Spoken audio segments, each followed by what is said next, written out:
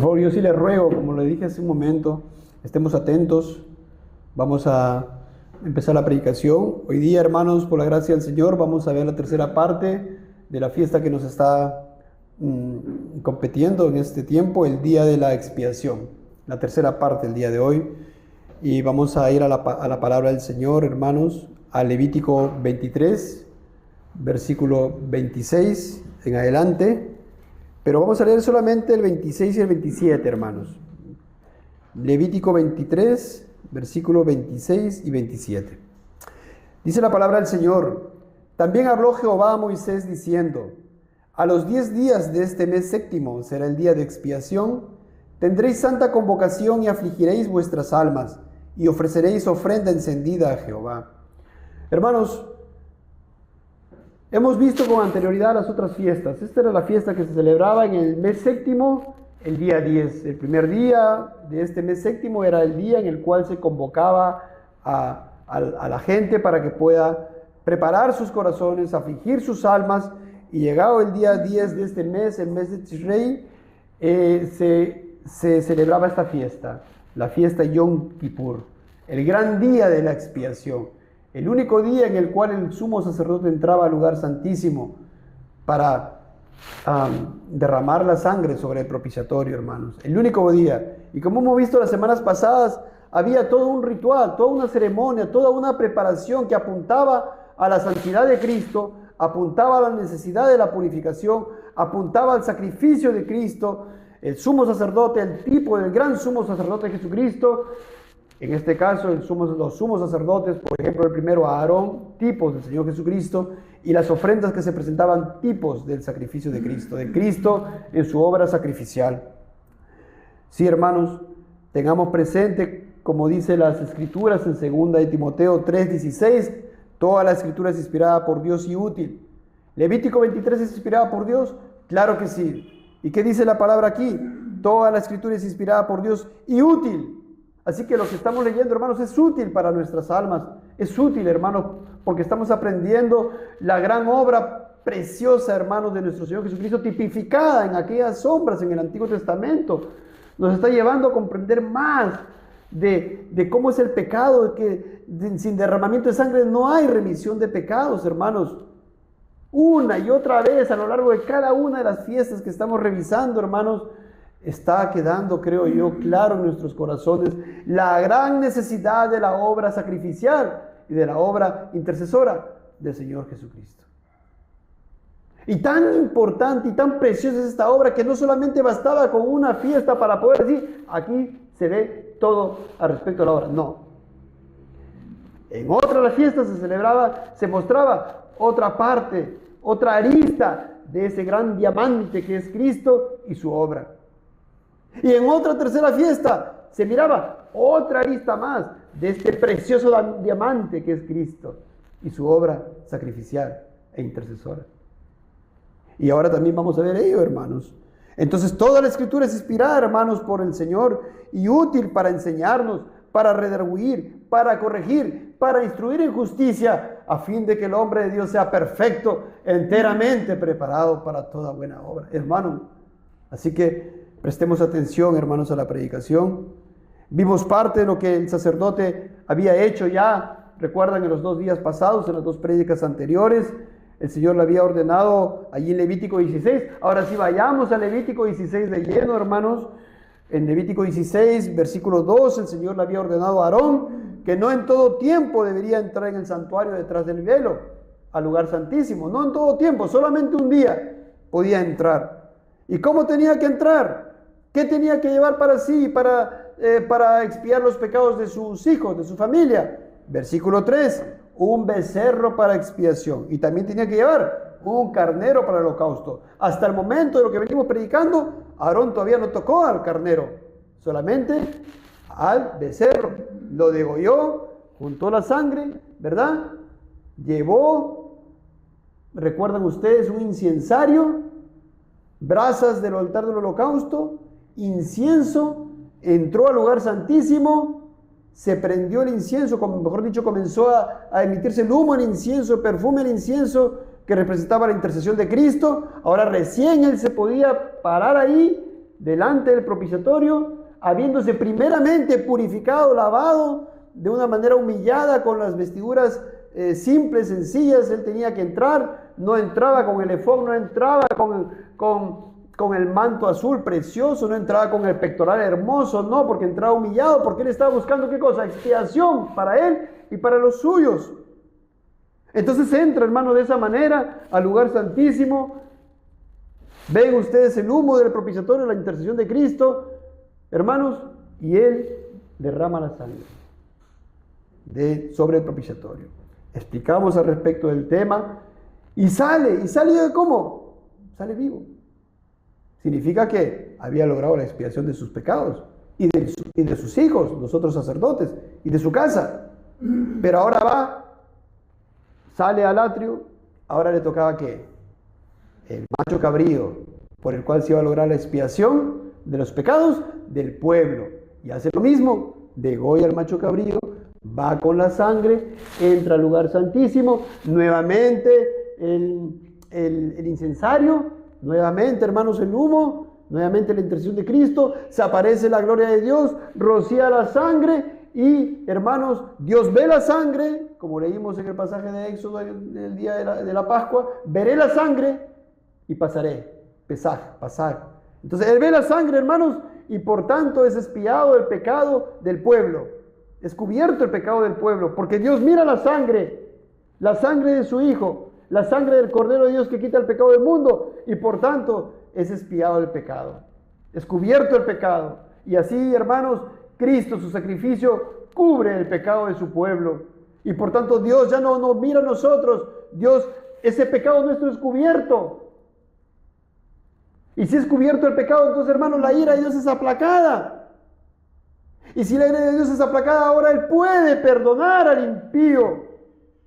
Y Él puede más. Dios muestra su amor para con nosotros, en que siendo aún pecadores, Cristo murió por nosotros. Y precioso, hermanos. Todo esto, ¿dónde se ve? En esas sombras, ¿verdad? ¿Quién presenta el sacrificio? El sumo sacerdote. ¿Quién presentó en el cielo con el sacrificio? Cristo mismo, el gran sumo sacerdote. Una vez, para siempre. ¿Qué llevó? ¿La sangre de machos cabríos de becerro? No, su propia sangre, su propia vida derramada por Él hasta la muerte. Isaías 53. Entonces eso, hermano, a manera de un recordatorio, ¿verdad? Para entrar en contexto. Entonces dice, hermanos, Levítico 16:16, así purificará el santuario a causa de las impurezas de los hijos de Israel, de sus rebeliones y de todos sus pecados. De la misma manera hará también al tabernáculo de reunión, el cual reside entre ellos en medio de las impurezas. Y aquí, hermanos, vamos al tema que nos compete ahora, que yo he subtitulado: nadie entra al tabernáculo, prohibido entrar. En Levítico 16:17, hermanos, dice la palabra del Señor: ningún hombre entrará en el tabernáculo de reunión cuando él entre a hacer la expiación en el santuario hasta que él salga y haya hecho la expiación por sí, por su casa y por toda la congregación de Israel. Noten la primera parte de este versículo: ningún hombre entrará en el tabernáculo. Ningún hombre estará en el tabernáculo, perdón. Solamente tenía que estar ¿quién? El sumo sacerdote. Así, de igual manera, hermanos, solamente una persona tenía que hacer la obra y nadie más. El gran sumo sacerdote Jesucristo, la obra de expiación de nuestros pecados, porque estas cosas eran tipos. Lo que hacía el sumo sacerdote era un tipo, sombras, figuras de las cosas venideras, de las cosas celestiales. Y así Cristo, hermanos, hizo la obra solo. Y, hermanos, yo quiero que vayan unos minutos a Números 29, versículo 7. Ahí nada más. Después de Levítico están Números 29, versículo 7. Porque yo quiero que vean, hermanos, algo. ¿Con cuántos animales trataba el sumo sacerdote? Dice ahí en Números 29, versículo 7. ¿De qué está hablando? Dice: en el 10 de este mes, séptimo, tendráis santa convocación. ¿Qué es? Día 10 del mes séptimo, el día de la expiación. ¿Qué dice ahí, número 29? Santa convocación. y afligiréis vuestras almas, lo que hemos leído en Levítico 23. Ninguna obra haréis, versículo 8, y ofreceréis en holocausto a Jehová en olor grato un becerro de la vacada. Hermanos, ese es otro animal más. Eso no forma parte de los animales que leímos en Levítico 16. Según Levítico 16, el sacerdote llevaba un becerro para la expiación suya y de los sacerdotes y un carnero para el holocausto. Según Levítico 16, el sacerdote llevaba le llevaban de la congregación un macho cabrío para expiación de los pecados del pueblo y un carnero para el holocausto. Ahí van 4 animales. Pero acá en Números 29 nos dice un becerro de la vacada, un carnero y 7 corderos de un año. ¿Cuánto vamos ahí, hermanos? Un becerro, un carnero, 7 corderos. Van 9. Dejamos los otros 4 en un lado. ¿Qué más tenía que hacer el sumo sacerdote? 9. Y sus ofrendas: flor de harina amasada con aceite, 3 décimas de efa con cada becerro, 2 décimas con cada carnero, y con cada uno de los 7 corderos, 1 décima. Hermanos, de esto hemos aprendido las prédicas pasadas y las clases pasadas. Es decir, había más cosas que tenía que hacer el sumo sacerdote con estas ofrendas vegetales. Versículo 11. Hasta aquí en número 29 vamos 9 animales, ¿verdad? Versículo 11. Y un macho cabrío por expiación, además de la ofrenda de las expiaciones por el pecado y del holocausto continuo. Me retengo un ratito aquí. Iban 9, pero en el 11 dice, y un macho cabrío. ¿Cuánto van? 10. Pero luego dice, además de la ofrenda de las expiaciones del pecado y del holocausto continuo. En el holocausto continuo, ¿cuántos animales eran, hermanos? ¿Recuerdan? 1 por la mañana y 1 por la tarde. Muy bien, 2. 10 más 2, 12. Y no solamente eso, y de sus ofrendas y de sus libaciones del holocausto continuo. Vamos entonces aquí, hasta aquí, 12 animales, más las ofrendas vegetales, más las libaciones, según número 29, pero súmele usted los 4 animales del día de la expiación. ¿Van cuánto ahí? ¿Pueden imaginarse todo ese trabajo de este hombre sumo sacerdote? Pueden ustedes, hermanos, pónganse a ver con cada uno tratar y degollar. Imagínense tratar con ellos. Aunque uno de ellos, ciertamente, uno de los machos cabríos, además tenían que llevarlo pues al desierto, y vamos a ver de ello. Pero era una gran labor, ¿o no, hermanos? Era una labor titánica para ese hombre, hermanos. 16 animales, hermanos, cuánta labor degollar esos animales en un día. Y la gente estaba fuera de la expectativa. Hermanos, y no solamente eso, el sumo sacerdote tenía que cambiarse de vestidos, ¿verdad? Para ofrecer sus sacrificios. Pero hermanos, así, el Señor Jesucristo, solo, hermanos, hizo esa obra titánica, como Dios y hombre, Él solo en la cruz. ¿O alguien le ayudó, hermanos? ¿Sus discípulos le ayudaron? Él murió hace un momento.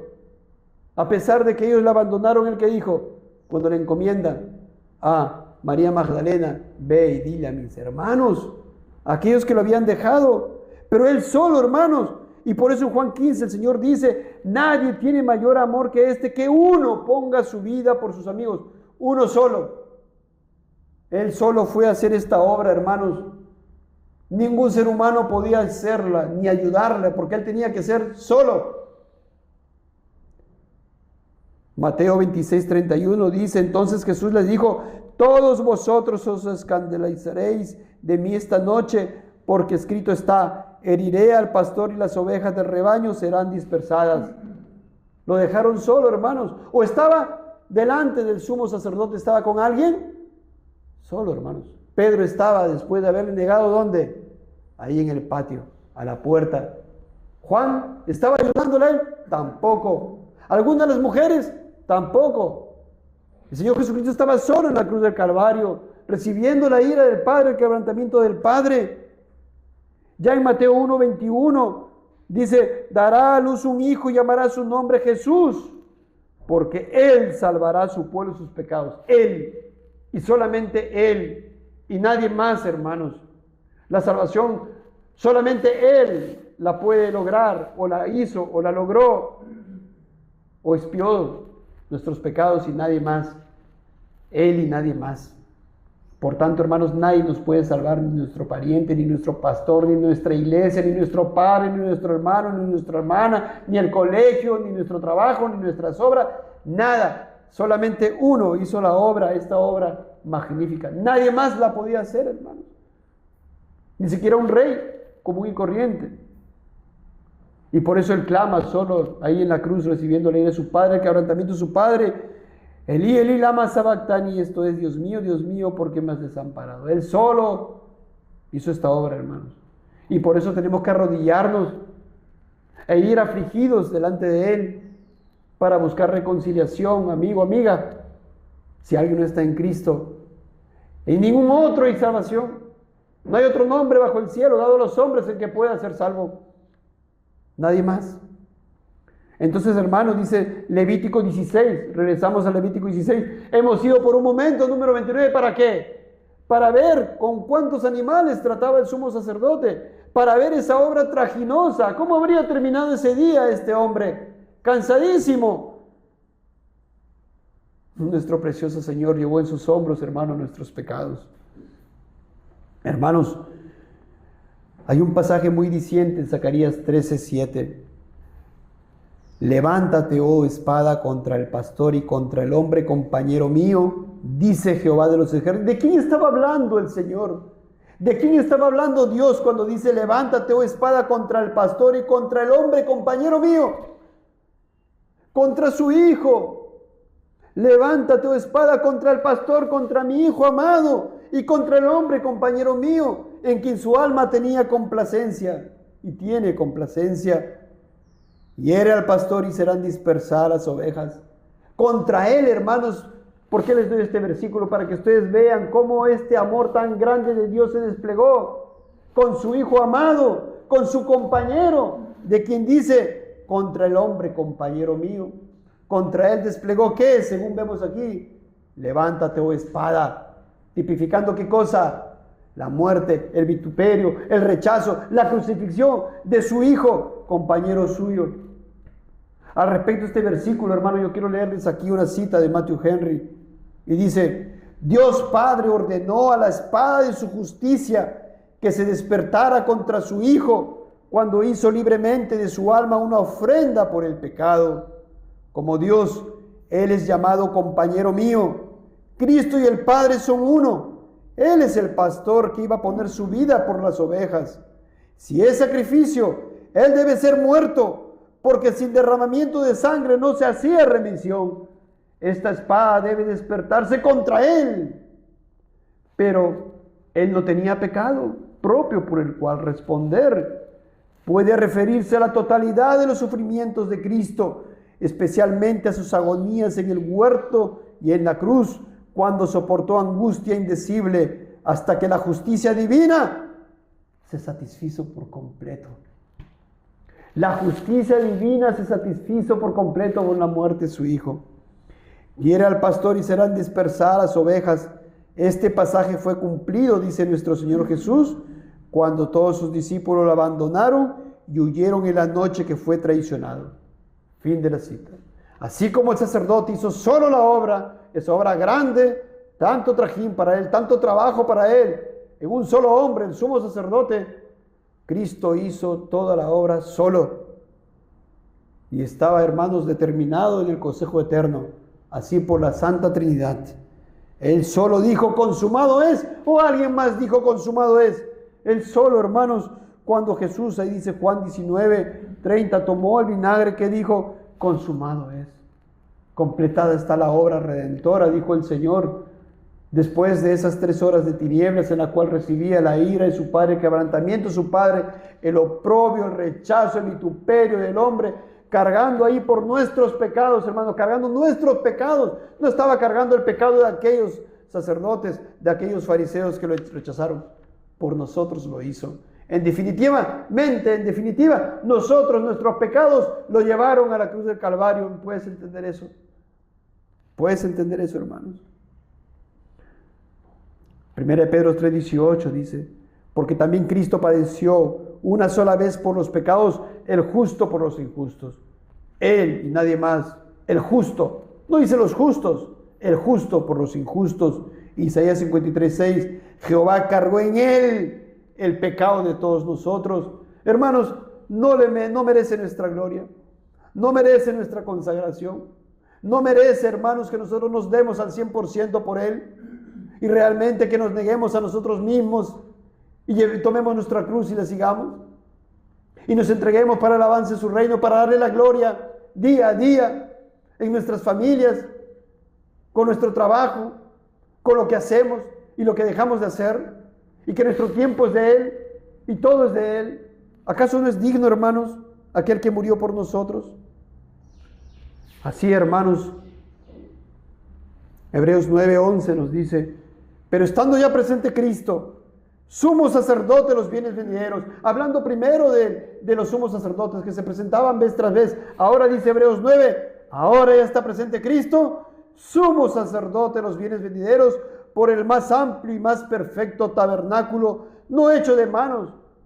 Porque si Cristo no entró a ese tabernáculo, para empezar, Cristo era de la orden de Leví.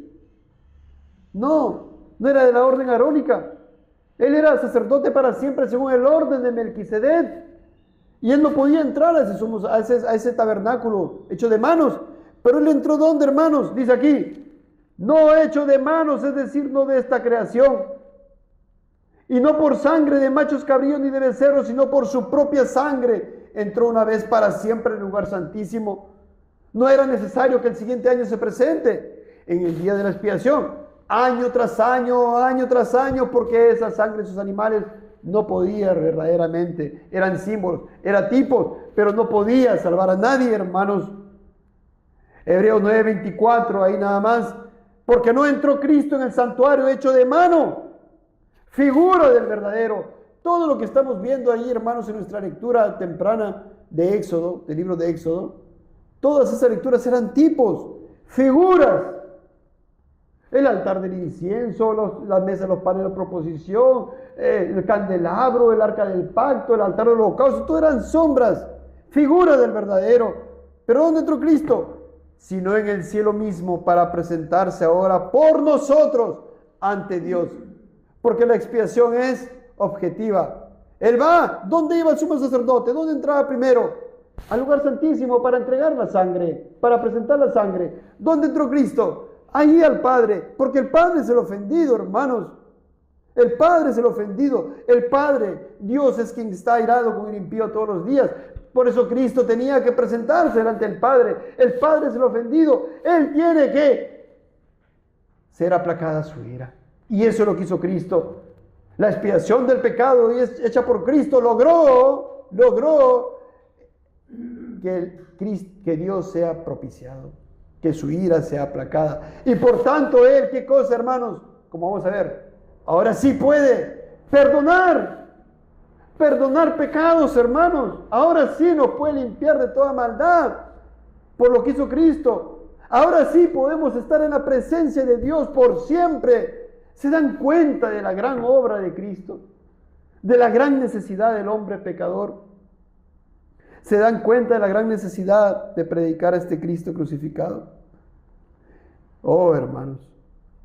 Por eso dice, y no para ofrecerse muchas veces, como entra el sumo sacerdote en el lugar santísimo cada año, día de la expiación, con sangre ajena. ¿La sangre de quién? Del becerro. ¿Y de él? ¿Dónde están, hermanos? Del macho cabrío. No, dice, no para ofrecer sangre muchas veces, no para ofrecerse muchas veces, como entra el sumo sacerdote en el lugar santísimo cada año con sangre ajena. De otra manera le hubiera sido necesario padecer muchas veces. Luego dice, se presentó una vez para siempre por el sacrificio de sí mismo. Él es el sumo sacerdote, el gran sumo sacerdote, y Él es la ofrenda. Para quitar de en medio el pecado. Podemos decir, para presentarse delante de Dios para que aplaque su ira y quitar de en medio nuestro pecado. Así, hermanos, yo le voy a leer a un comentario de John Hill. Inicio la cita. La expiación por el pecado es hecha solo por Cristo, nuestro supremo sacerdote. Él mismo y ningún otro cargó con nuestros pecados, y Él mismo los limpió, o solo con su sacrificio los expió. Su brazo obró la salvación, y del pueblo no había nadie con él para ayudarlo y asistirlo. Cuando él, el pastor, fue herido por la espada de la justicia, las ovejas se dispersaron, todos sus discípulos lo abandonaron y huyeron. No hubo nadie que apareciera por él, ni lo apoyara, ni en lo más mínimo le echara una mano en la gran obra en la que estaba comprometido. Él es el único mediador entre Dios y el hombre, tanto de redención como de intercesión. Él es el único Salvador. Solo a Él los pecadores deben buscar la salvación y Él debe tener toda la gloria. No tuvo socio en la obra y no tendrá rival en el honor de la misma. ¿Tú le estabas ayudando, amigo, hermano?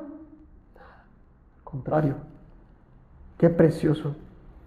Hasta que Él salga.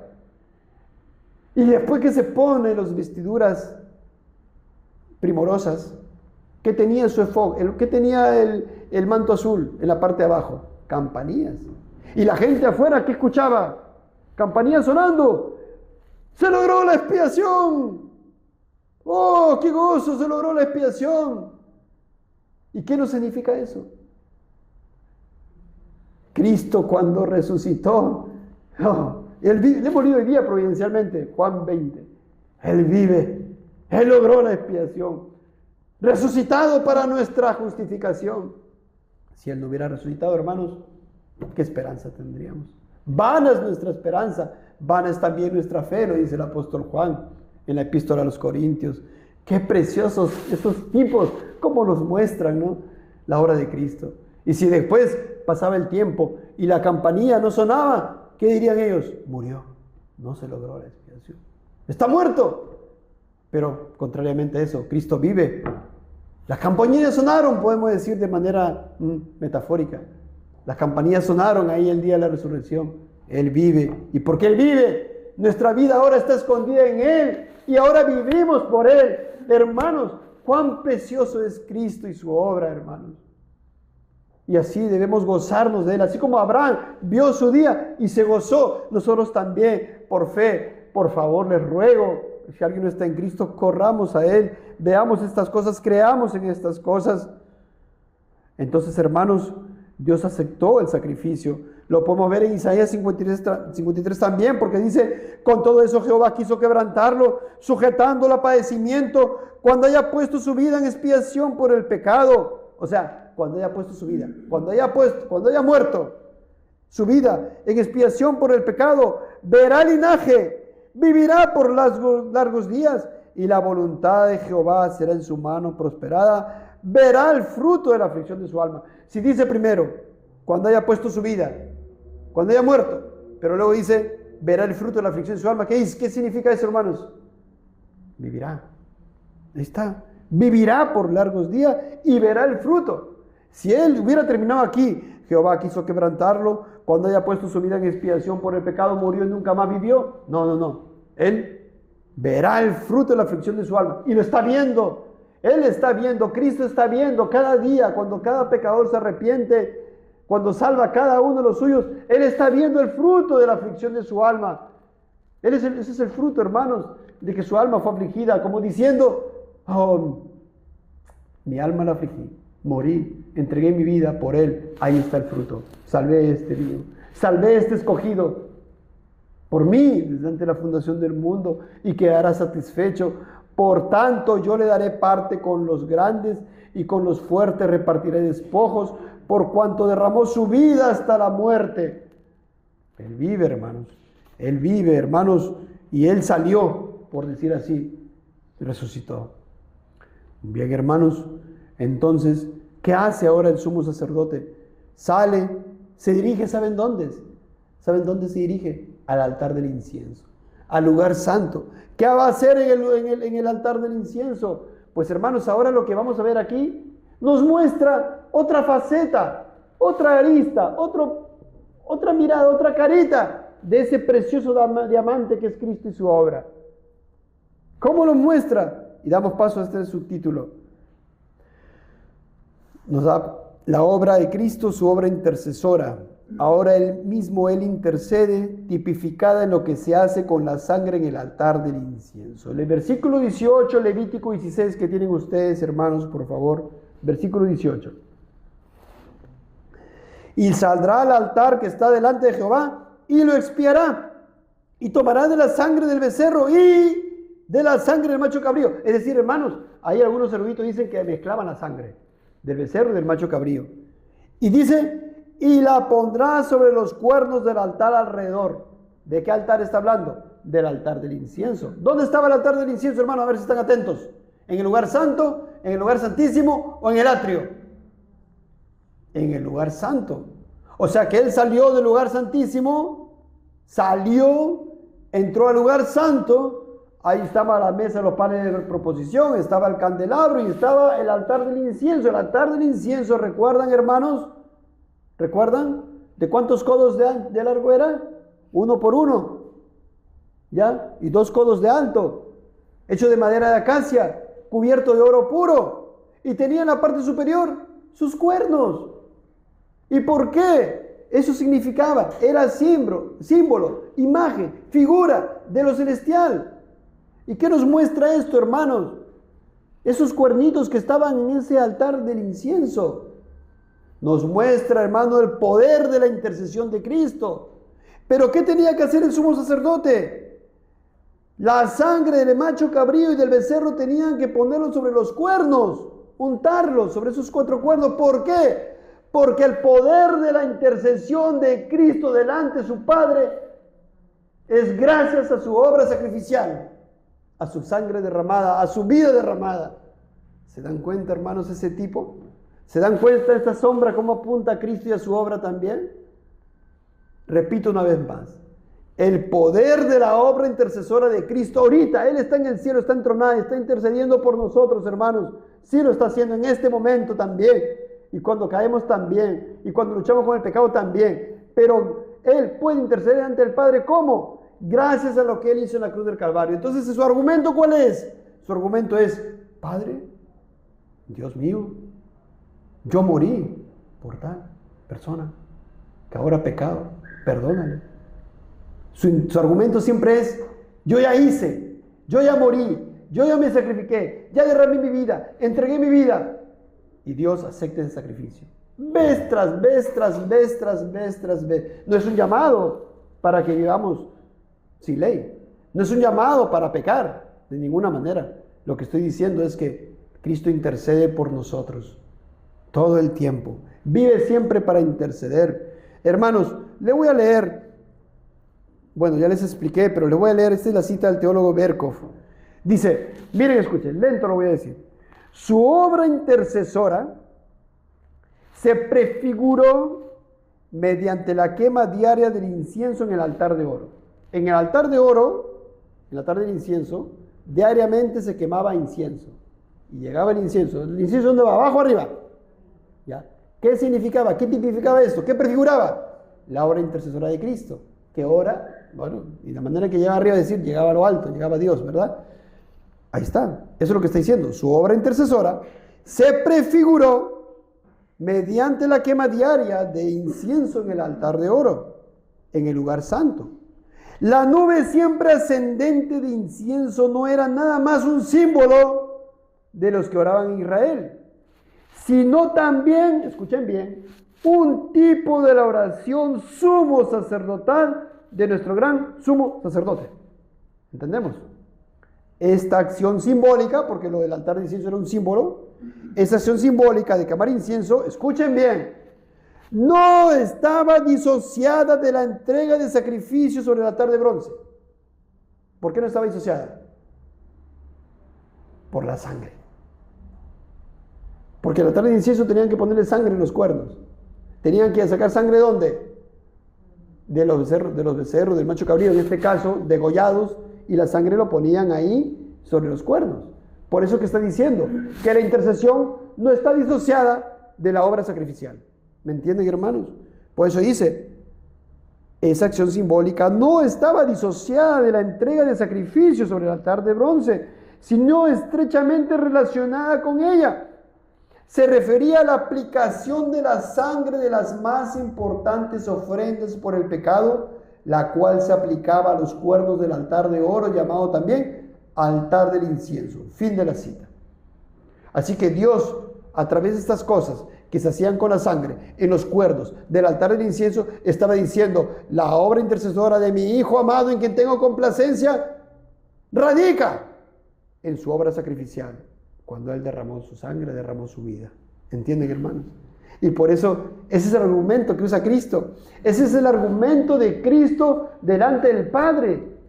Cuando caes, hermano, hermana, cuando pecas, cuando tropiezas, Él está argumentando delante del Padre siempre con el mismo argumento: yo morí, derramé mi sangre, derramé mi vida. Siempre el mismo argumento, de precioso, hermanos. Él intercede por nosotros gracias a su sacrificio en la cruz del Calvario. Él intercede por los méritos de su muerte. Él apela al Padre diciendo siempre: la deuda está pagada, consumado es, consumado está. Él tiene un argumento tremendo: ya pagué por este escogido mío.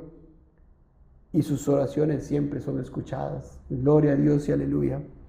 Así nosotros también, hermanos, cuando oramos decimos, terminando de orar, en el nombre de Cristo Jesús, decimos. ¿Pero por qué? No lo hagamos de paporreta.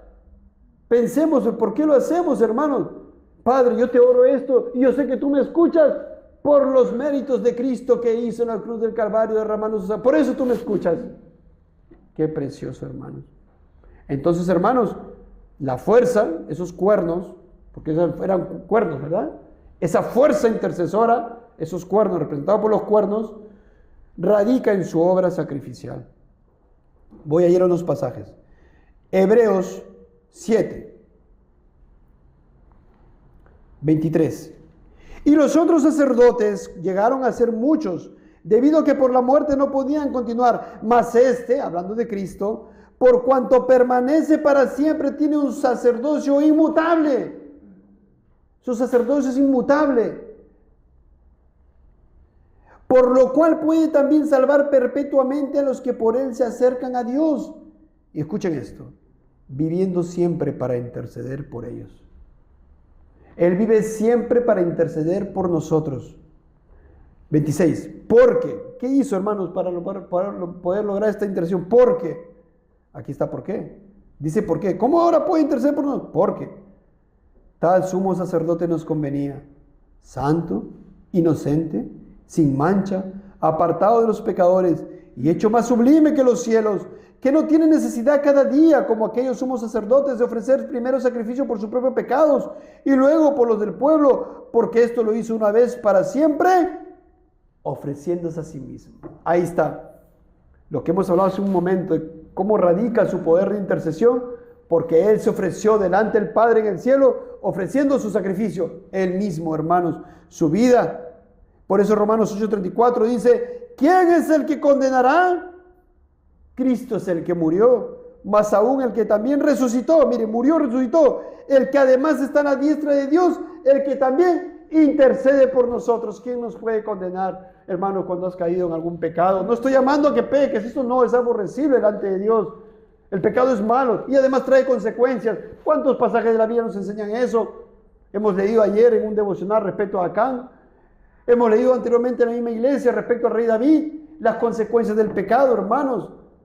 Pero miren esta verdad: ¿quién es el que condenará? Cristo es el que murió, el que también resucitó, el que también intercede por nosotros. Y el apóstol Pablo ciertamente acá cuando dice nosotros, ¿de quién está hablando? De los escogidos, de los creyentes, hermanos. Oh, hermanos.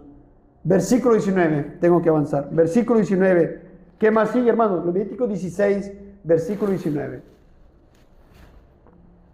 Y esparcirá sobre él la sangre con su dedo 7 veces, y lo limpiará y lo santificará de las inmundicias de los hijos de Israel. Hermanos, escuchen por favor. 7 veces. ¿Por qué no quedó nada más con la sangre untada? ¿Por qué ahora dice 7 veces y lo limpiará y lo santificará de las inmundicias de los hijos de Israel? ¿Por qué, hermanos? Porque tú, amado, primero, 7 veces, 7, el número 7 es un nombre que indica perfección, completo, plenitud. En otras palabras, La obra intercesora de Cristo es plena gracias a su sacrificio, completamente aceptable a Dios su sacrificio. Pero lo otro, hermanos, para nosotros, para que entendamos que si 7 veces pecaste, hermanos, si muchas veces pecaste, el 7 veces intercede, muchas veces intercede. Así que duélete por tu pecado, arrepiéntete. Claro que sí, hermanos, arrepintámonos. Luchemos contra el pecado día a día. Pero si caes, hermanos, Él 7 veces intercede. Él siempre intercede. Escucha, nuestras oraciones ahora sí pueden llegar a Dios por la intercesión de Cristo, solo por la obra de Él. Quiero llevarte unos pasajes. Acércate confiadamente, hermanos. Primero, acércate confiadamente. Hebreos 4, 14, dice 16, desde 14, hermanos. Por tanto, teniendo un gran sumo sacerdote que traspasó los cielos, Jesús el Hijo de Dios, retengamos nuestra profesión. 16. Acerquémonos pues confiadamente al trono de la gracia. Caíste, hermano, pecaste por causa de tu negligencia, por causa de algún temor. Acércate pues confiadamente, arrepentido, confesando tu pecado. Él te escucha. Acércate confiadamente, primera vez. Segunda vez, acércate. Él está entronado, pues dice Hebreos 8, que Él se sentó a la diestra del trono, ministro del santuario y de aquel verdadero tabernáculo que levantó el Señor. Él está entronado. Él está en el trono. Se sentó a la diestra del trono. Acércate. Él ruega por ti. Juan 17, 9. Meditamos en la reunión de oración. Ten presente, hermanos, cuando caigas o en tu día a día, en tu lucha, acércate para pedirle ayuda, para que no caigas. Por supuesto, también no tenemos un sumo sacerdote que no se pueda compadecer, hermanos, sino uno que fue tentado en todo según nuestra semejanza. Mira, Él ruega por ti. Él dijo a su Padre en Juan 17, yo ruego por ellos, no ruego por el mundo. Ten presente eso, hermanos. Acércate, hermano. Él ora para que el Padre te guarde, porque Él también dijo en el mismo capítulo 17, guárdalos en tu nombre. Ten presente eso. Acércate y ten presente esto, pues Él le dijo a su Padre y lo dice también ahora, guárdalos en tu nombre. ¡Wow! Él que le diga a su Padre que los guarde en su nombre, significa, hermanos, que todo lo que Él despliega en esta creación, su providencia, su omnipotencia, todo, hermanos, su bondad, su misericordia, su amor, en su nombre, el Hijo le ora al Padre para que nos guarde en su nombre. ¡Qué tal tremenda oración de intercesión! Acércate sabiendo eso. Acércate. Cristo ora para que seas guardado del mundo y tu fe no falte. Cristo oró a su Padre ahí en esa gran oración sumo sacerdotal. No ruego que los quite del mundo, sino que los guardes del mal. Él oró a su Padre. Acércate, hermano. Cristo intercede para que estés con Él para siempre. Ahí mismo en Juan 17, ¿qué dijo el Señor? Padre, aquellos que me has dado, quiero que donde yo estoy también ellos estén conmigo. Es su deseo, es su voluntad. Que donde Él está, estemos nosotros con Él. Eso ten presente cuando caes, cuando tropiezas, cuando estás luchando contra el pecado. Acércate, hermano. Cristo intercede por los escogidos, como hemos leído en Romanos 8. Y si confesamos nuestros pecados, Él es fiel y justo para perdonar nuestros pecados y limpiarnos de nuestra maldad. 7 veces roció, ¿verdad?, sobre el altar del incienso el sumo sacerdote. 7 veces, hermanos, tiene que tener presente, muy presente, que puedes acercarte confiadamente al trono de gracia para alcanzar misericordia, para el oportuno socorro. Versículo 20, hermanos, la primera parte del versículo 20. Cuando hubiera acabado de expiar el santuario y el tabernáculo de reunión y el altar, hermanos, qué tremendo, ¿no? El Señor, estas cosas, estos tipos que estamos viendo, nos está mostrando la expiación del santuario, lugar santísimo, el lugar santo. Dice, cuando haya acabado, ¿ahora qué hace? Versículo 20, la última parte. Hará traer el macho cabrío vivo. Y ciertamente, hermano, tenemos que abordar este tema hoy día. El macho cabrío vivo. Claro, porque por la congregación, ¿cuántos machos cabríos eran? Eran 2 y un carnero para el holocausto. Pero el macho cabrío de quien se echó la suerte y cayó la suerte para Jehová, ¿qué se hizo? Me estoy adelantando, pero lo voy a leer. Levítico 16, del 8 al 10. Dice, ustedes están en Levítico 16. Vean un ratito, lean ahí del 8 al 10. Dice, y echará suertes a Aarón sobre los 2 machos cabríos, una suerte por Jehová y otra suerte por Azazel. Mas el macho cabrío sobre el cual cayere la suerte por Azazel, lo presentará vivo delante de Jehová para hacer la reconciliación sobre él, para enviarlo a Azazel al desierto. Hermanos, lo que vamos a ver dentro de un momento, el macho cabrío para Azazel, no es que sea un nuevo sacrificio, no es que se necesite un nuevo sacrificio de Cristo, claro que no, sino que nos va a mostrar otra arista.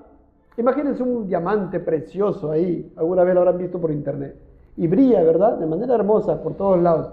Imagínense ahora otra cara, ya vimos varias caras, ¿no? Ahora miren otra cara preciosa, brillante. ¿Y qué vamos a ver ahí? Otra arista de la obra de Cristo. ¿Qué nos quiere enseñar esto de aquí respecto a lo que hizo Cristo? Eso es lo que vamos a ver. No que sea otro sacrificio, hermanos, ¿entienden? No es que sea otro sacrificio. Así como las oblaciones, así como los holocaustos, así como las ofrendas por el pecado, así como las ofrendas, de paz. No es que sean distintos sacrificios, no es que la obra sacrificial de Cristo es una sola, nada más, sino que con estas sombras se pueden ver otros aspectos, muchos aspectos de la obra preciosa del Señor Jesucristo. Entiendan. Entonces, hermanos, yo primero quiero decirles, ¿quién es Azazel? ¿O quién era? ¿Quién o qué era? Realmente, hermanos, hay muchas interpretaciones. Algunos dicen que es un ser no personal, algunos dicen que era el lugar donde se enviaba. Pero, hermanos, en virtud al versículo 8 de Levítico 16 que dice, echará suertes a Aarón sobre los dos machos cabríos, una suerte por Jehová, miren, por Jehová, y esto lo contrapone a lo siguiente, y otra suerte por Azazel. Entonces se puede entender, hermanos, que el segundo macho cabrío en quien cayó la suerte por Azazel tiene que ver con el enemigo de nuestras almas. Sí, es la explicación más que yo considero más viable, por cuanto aquí no podemos decir, bueno, Azazel es un lugar. No, porque acá hay una contraposición, dice por Jehová y otra por Azazel. Pero ¿qué significa esto? Lo vamos a explicar, hermanos. Dice aquí John Hill en su comentario, el erudito John Hill, erudito en hebreo John Hill.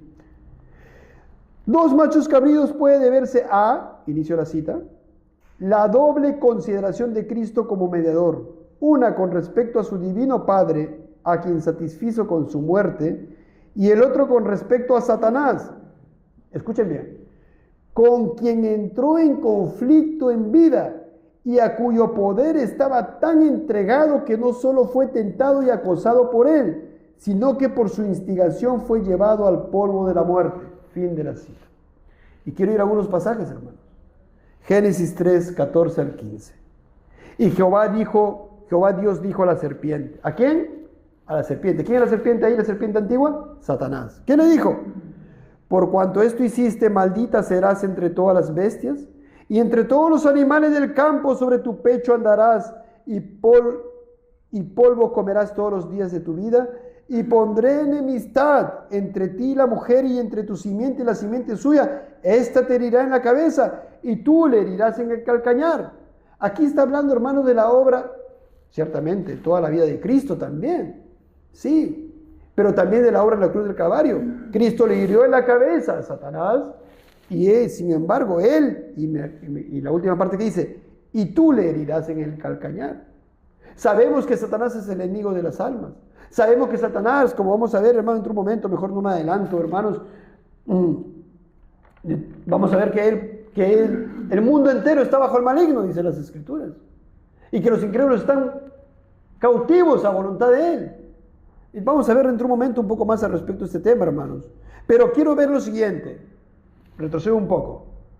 Una suerte por Jehová y otra suerte por Azazel. Y vimos la semana pasada que las suertes se echan en regazo, Proverbios. Pero ¿en quién está el que determina? Dios.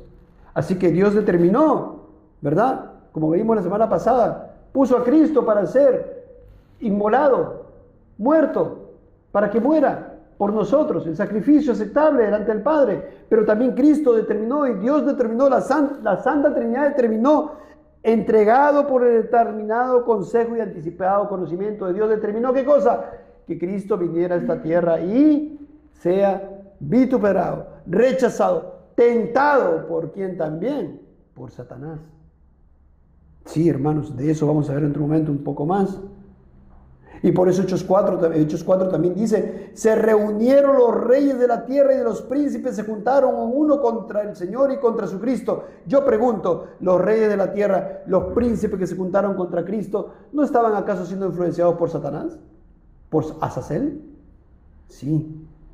Dice Keil Indlich, que también plantea esta hipótesis, dice, miren, Israel también había sido introducido a una distinta relación con Azazel, el jefe de los espíritus malignos, por causa de su pecado, y era necesario que dicha relación llegara a un fin, si se quería asegurar perfectamente una relación con Dios. Esta completa liberación del pecado y su autor era simbolizada en el apartamiento del macho cabrío, que había sido cargado por los pecados y enviado al desierto. Este animal debía llevar de regreso los pecados que Dios había perdonado a su congregación al desierto, a Azazel, el padre de todo pecado. Por un lado, como prueba de que su malvada influencia sobre el hombre no tendría poder en el caso de aquellos que hubiesen recibido expiación de Dios. Y por otro lado, como prueba para la congregación de que aquellos que estaban cargados con el pecado no podrían permanecer en el reino de Dios, sino que serían confinados a las moradas de los espíritus malignos, a menos que fueron redimidos. Fin de la cita. Voy a ahondar un poco más, hermanos. Lo cierto, hermanos, es que este macho cabrío tenía que ser enviado al desierto. Tenía que ser enviado muy lejos al desierto. Y nos muestra también, sobre todo, que cuando Cristo murió por nosotros, la obra expiatoria que había hecho el sumo sacerdote, es tipificada por la sangre, ¿verdad?, presentada también en el lugar santísimo, rociada sobre el propiciatorio. Hermanos, ¿cuál es la consecuencia? La expiación de los pecados. ¿Qué consecuencia trae ello? La propiciación a Dios, el aplacamiento de su ira. ¿Y qué consecuencia trae ello? El perdón de pecados. Y los pecados se van lejos. Dios los olvida, hermanos. Levítico 16:21. Vayamos ahí, vamos a desembocar en lo otro. Escuchen. Pondrá Aarón sus 2 manos sobre la cabeza del macho cabrío vivo y confesará sobre él todas las iniquidades de los hijos de Israel, todas sus rebeliones y todos sus pecados, poniéndolos así sobre la cabeza del macho cabrío. Hermanos, cuando se degolló al becerro, ¿qué se hacía antes? También se ponía las manos sobre el becerro y sobre el macho cabrío. ¿Qué significaba qué cosa? La imputación del pecado, también el reconocimiento de la necesidad de un sacrificio por el pecado. De igual manera, hermanos, lo mismo se hacía con este animal, solamente que no se mataba. ¿Qué se hacía? Se confesaban los pecados, se reconocía que era un sustituto del gran, hermanos, la ofrenda de Dios que quita el pecado del mundo. Después se ponían las manos confesando los pecados, como diciendo, estos pecados se van con este animal. ¿Entienden? Lo agarraba el sacerdote, ponía sus 2 manos sobre el animalito. ¿Qué animalito era? Macho cabrío. En señal de que los pecados del pueblo se los iba a llevar este animal, y luego otro hombre se lo llevaba lejos. ¿Qué quería significar esto? ¿Qué significaba esto, hermanos, también? Que nuestros pecados, con la obra que Cristo hizo en la cruz del Calvario, y ante la presentación de la ofrenda, de esta ofrenda delante del Padre y aceptada por el Padre, hermanos, nuestros pecados son perdonados y son remitidos. Y Dios nos acuerda más de nuestros pecados, hermanos. Escuchen, ya el tiempo me está quedando corto. Lo enviará al desierto, dice la última parte de Levítico 16:21, por mano de un hombre destinado para esto. Así Cristo, hermanos, como le dije en su momento cuando me adelanté, fue enviado al desierto de este mundo a ser tentado por Satanás. ¿Recuerdan ustedes en el Evangelio? Dice que fue impulsado por ¿quién? ¿Quién lo llevó? El Espíritu Santo. Eso no es algo, no es que él fue de improviso, no, el Espíritu Santo lo impulsó a que vaya. Activamente él tenía que ir. Pero también, hermanos, en toda su vida a exponerse al rechazo, vituperio, insultos de personas que estaban bajo el lazo de ¿quién? Pueden ver, hermanos, detrás de ese animalito macho cabrío yéndose ahí al desierto. Y pueden ver ahí la sombra de que Cristo en esta tierra, hermanos, en este desierto de Jerusalén, en este desierto de este mundo de corazones desérticos, Él también fue ahí tentado por Satanás y vituperado por hombres bajo el dominio de Satanás. ¿Lo pueden ver, hermanos, ahí? Escuchen, Mateo 4:1 nos dice, Jesús fue llevado por el Espíritu al desierto para ser tentado por el diablo. Pero también, hermanos, el lugar donde vino el Señor era el mismo lugar donde vino Juan el Bautista. Y los 4 evangelios, hermanos, Mateo, Marcos, Lucas y Juan nos refieren que él cuando decía, y dice aquí, ¿no? Él decía, este es aquel de quien habló el profeta Isaías cuando dijo, voz del que clama en el desierto. Lo mismo Marcos, Lucas y Juan, voz del que clama en el desierto.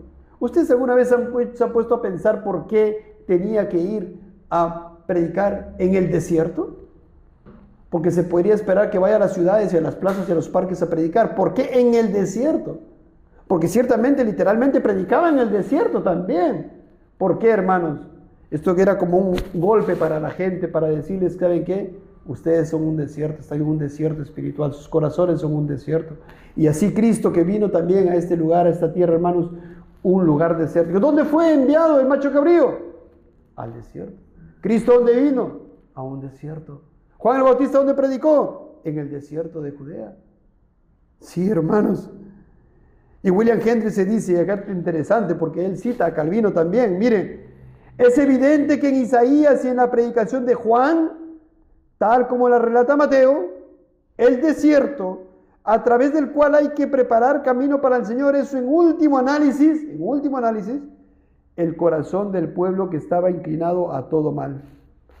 Aunque el sentido literal no está ausente, claro, porque literalmente iba a un desierto literal, pero también ese sentido literal, pero el sentido espiritual es que el corazón del pueblo que está y ahora también, ¿verdad?, en un desierto espiritual. Dice, continúo, la idea básica es ciertamente el desierto literal.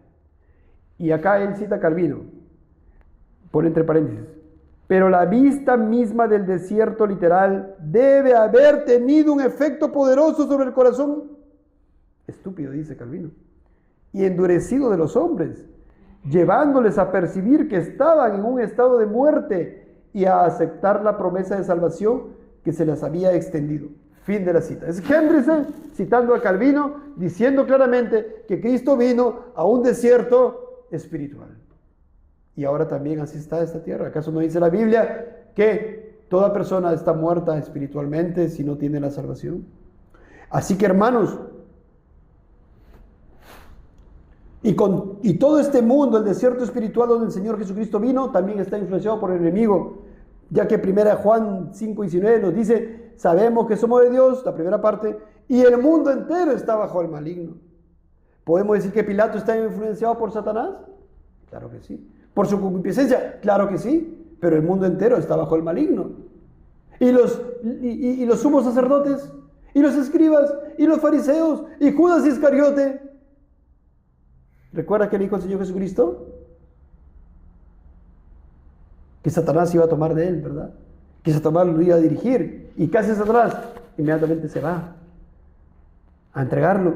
2 Timoteo 2:26 dice, y escapen del lazo del diablo, hablando de los incrédulos, lazo del diablo, en que están cautivos a voluntad de él. Es la situación de una persona no regenerada. 2 Corintios 4:4 dice, el Dios de este siglo cegó el entendimiento de los incrédulos, hermanos. ¿Podemos ver esta realidad? Ahí está. ¿Por qué no va Cristo para tener vida? Está cegado. Pero si va a tener vida, está cegado. Está bajo el lazo del maligno. Y en Juan 14:30 el Señor Jesucristo dice, porque viene el príncipe de este mundo. Así que, hermanos, Cristo vino a esta tierra. Si fue rechazado por todos los seres humanos, claro que sí, por la gran mayoría de los hombres lo rechazaron, lo vituperaron, lo escupieron, le golpearon, se burlaron, lo escarnecieron, lo rechazaron, lo abandonaron algunos discípulos, ¿sí o no? Juan capítulo 6. Pero estos hombres en definitiva estaban o no sujetos o esclavizados bajo el lazo del maligno. Sí. Y así ese macho cabrío de ida, o el macho cabrío que iba vivo al desierto, es un perfecto tipo de nuestro Señor Jesucristo. Pero también, hermanos, ¿qué se llevó este macho cabrío? Los pecados confesados del pueblo. ¿Qué hizo Cristo, el antitipo, cuando se presentó delante del Padre? Se llevó nuestros pecados, hermanos. Oh, hermanos, voy a ir aquí, voy a correr un poco más. Faltan unas hojas. Versículo 22. Y aquel macho cabrío llevará sobre sí todas las iniquidades de ellos a tierra inhabitada, y dejará el macho cabrío por el desierto. Cristo, hermanos, en el desierto, en este mundo, una vez se predicó al respecto de la obediencia pasiva y la obediencia activa del Señor Jesucristo. Esta obediencia pasiva en el desierto, en este mundo, por cada vituperio, rechazo, odio, golpes, tentaciones, ¿verdad? Por causa del maligno, humillación, desprecio, escupes, insultos, burlas, negaciones, abandonos, etcétera, etcétera, que Él recibió en su vida, y en definitiva, y hermanos, en su muerte misma, recibiendo la ira de Dios por nuestros pecados, Él se llevó nuestros pecados y nuestros pecados son perdonados. Qué tremendo, hermanos. Llevará sobre sí todas las iniquidades, dice 16:22, ustedes lo tienen ahí. Ese macho cabrío dice: llevará sobre sí todas las iniquidades. Pero un animalito no se puede llevar los pecados, las iniquidades. Era un tipo de Cristo quien se llevó cuando Él murió nuestros pecados. ¿Dónde están tus pecados, hermanos? Isaías 53 dice: llevará las iniquidades de ellos, hablando de Cristo, el siervo sufriente. Jeremías 50:20, ¿dónde están tus pecados, hermanos? En aquellos días, en aquel tiempo, dice Jehová, la maldad de Israel será buscada y no aparecerá. ¿Puedes creer eso, hermano? Si tú te has arrepentido, tú has creído en Cristo, todos esos pecados perversos que has cometido en tu incredulidad, que son muchos y aborrecibles y detestables, hermanos, y aún los que cometemos ahora conociendo al Señor, ¿dónde está? Será buscada y no aparecerá. Y los pecados de Judá y no se hallarán. ¿Qué pecados, hermanos? No estoy llamado a decir ninguno de nosotros, pero recuerda, tus pecados no se hallarán, porque perdonaré a los que yo hubiere dejado. Blasfemo, mentiroso, egoísta, altivo, necio, idólatra, borracho. ¿Qué cosa más? Maldiciente, drogadicción, enojo, ira, maledicencia. Se lo llevó.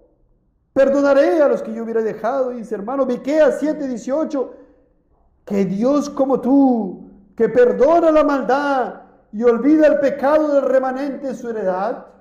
Que Dios como Él, hermano, que perdona la maldad. Él volverá a tener misericordia de nosotros. Miren, hermanos, Miqueas, sepultará nuestras iniquidades. Hermanos, si tú sepultas algo, ¿lo ves?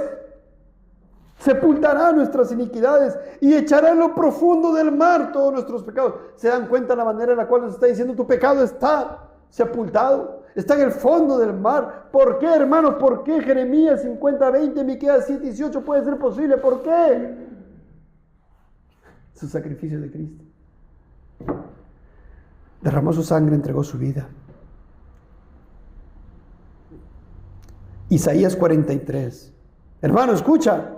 Yo soy el que borro tus rebeliones por amor de mí mismo y no me acordaré de tus pecados. Borrar, hermano, ¿sabes eso lo que es eso? En una pizarra aquí de clases escribimos y luego lo borramos. Ya no hay más. Eso es lo que hace Dios. Borra nuestros pecados y no me acordaré de tus pecados por causa de Cristo. ¿Se dan cuenta, hermano? ¿Dónde están tus pecados, creyente? Salmo 103. No ha hecho con nosotros conforme a nuestras iniquidades, ni nos ha pagado conforme a nuestros pecados, porque como la altura de los cielos sobre la tierra, miren, como la altura de los cielos sobre la tierra. ¿Cuánto es la altura de los cielos sobre la tierra? Hermanos, vemos por internet, ¿no? Los científicos, millones de años luz. Como la altura de los cielos sobre la tierra, engrandeció su misericordia. Misericordia, hermanos. Grande el Señor de tener misericordia por nosotros, pero todo por lo que Cristo hizo sobre los que le temen. Miren, versículo 12, Salmo 103. ¿Cuánto está lejos el oriente del occidente? ¿Cuánto está lejos el oriente del occidente, hermanos? Hemos visto hace rato, el oriente, el occidente, ¿se juntan? Nunca, hermanos, están opuestos ahí diametralmente, nunca. Pero así, cuando está lejos el oriente del occidente, hizo alejar de nosotros nuestras rebeliones. ¡Qué gran verdad! Hay perdón para el más grande pecador. ¿Por qué rechazar a Cristo? ¿Por qué no correr? No digas, mi pecado es tan grande, mi pecado es así, yo hice esto, no puede ser. Sí, Cristo puede. De cierto lo hizo. Y ahí hay muchas cosas más, hermanos, muchos otros pasajes más, pero no tengo tiempo. Pero ahí en Hebreos, en la parte final, Hebreos 8, versículo 12, dice, porque seré propicio a sus injusticias y nunca más me acordaré de sus pecados y de sus iniquidades. Lo mismo, hermanos, Miqueas, Isaías, Jeremías. Es lo que hizo el animalito, el macho cabrío se llevó, ¿verdad?, los pecados. Ese tipo, esa sombra, nos quería mostrar que con lo que hizo Cristo, siendo degollado, ¿verdad?, derramando su vida, así como el animalito, el otro macho cabrío derramó su vida, entregó su vida, fue degollado. Así cuando Cristo entregó su vida, derramó su vida hasta la muerte, ¿qué se logró de acuerdo a ello? Gracias a ello, el perdón de pecados. Y el animalito macho cabrío se va. Y nunca más lo vieron ahí, el animal. Oh, hermanos, qué precioso. Por eso Efesios 1 dice, y aquí termino, denme en 5 minutos. Bueno, hay mucho. Por eso el apóstol Pablo, en el versículo 3, Efesios 1 dice, bendito sea el Dios y Padre de nuestro Señor Jesucristo. Como Pablo reconocía lo pecador que era. Porque, hermanos, nosotros no reconocemos que somos pecadores y lo que éramos antes. Aborrecemos el pecado, hermanos. Lo que pasa es que el Señor ha hecho algo cuando nosotros nos convertimos, cuando nos convirtió, hermanos. Eso no lo experimenta un incrédulo.